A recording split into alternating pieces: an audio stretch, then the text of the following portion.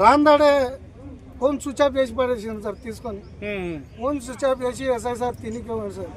SI sir తినేచ్చినాక ఎవరు నివా అంటే అలీపురం సార్ అని చెప్పింది. రారాబాయి లోపలికి అని చెప్పింది. లోపలికి రాందాడే సార్ ఏం అడుగుతలేరు సార్. అసలు ఇక కొడుతూనే ఉంటాడు చేత్తోన. అసలు దన్న కొడుతున్నాడు సార్. చెవు పంపారు అంత వీక్ సార్.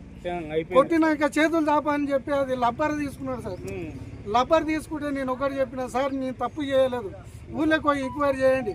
నేను తప్పు చేసినట్లుంటే నన్ను ఏం చీట్ చేసినా భరిస్తానని, మీరు ఎంత కొట్టినా నేను భరింపుకుంటా సార్. మీరు ఏ తప్పు చేయండి కొట్టకండి సార్, మీ కాలు మొక్కుతా అని చెప్పిన సార్. అయినా ఇటో వినలేదు సార్. వినకుండా ఉండి దర్శే బాగ్రాబాయ్ అని చెప్పి బయటకు వచ్చి కార్లు ఎక్కించుకొని ఇటు కోయతందారే అని చెప్పింది సార్. చక్కా కోచ్కి తీసుకుపోయింది సార్. సీఏ దగ్గర అర్ధ గంట సేపు మాట్లాడింది సార్. లోపలికి పిలుచుకున్నారు.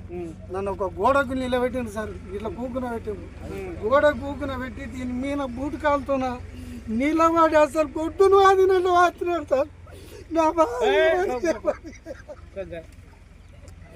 ఎవరు తిక్కున్నారు సార్ నా గోడలు. బాగా మాకు అర్థమవుతున్నది కానీ అసలు ఎన్ని గంటల వరకు పెట్టుకున్నారు కోసికిలా? నైట్ 7:30 తెచ్చింది. ఈడ 7:30 తర్వాత వదిలేసిన సార్. అయితే లేవనికి రాకపోతే మీకు లేపి ఇట్లా నడిపించుకుంటా బూటు కాళ్ళతో తొక్కుతున్నాడు సార్ కాళ్ళని. రాబాయ్ అంటారు. రాత్రి కూడా లేదు సార్ ఆడ కొట్టినాక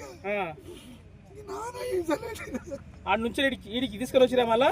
ఈడికి తీసుకొచ్చి 7:30 తర్వాత మీ వాళ్ళు ఎవరైనా వస్తే ఇడిచి పెడతాం బాయ్, లేకపోతే ఇంట్లోనే పెట్టుకుంటామంటే మా వాళ్ళకి మళ్ళీ ఫోన్ చేయండి సార్ అని చెప్పి మా తమ్ముళ్ళకి ఫోన్ చేసి తినిపించుకొని గోళీలు తీసుకొని ఇంటికి పోయి తినకుండా అనుకున్నా సార్. నా బాట చూస్తే నా పిల్లలు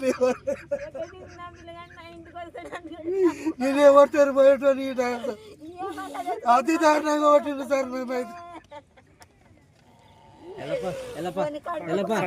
సంతకం పెట్టు.